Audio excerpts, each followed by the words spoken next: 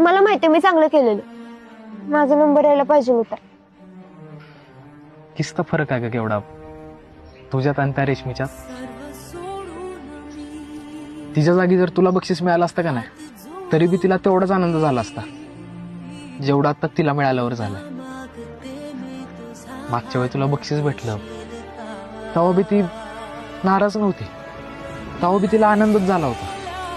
आणि मला आता रेशमीसाठी लय बरं वाटतंय बघ. अभिजित, म्हणजे म्हणजे तू तिला माझ्यापेक्षा जवळचं म्हणतोस? तुझ्यापेक्षा नाही माहित, पण हाय ती जवळची.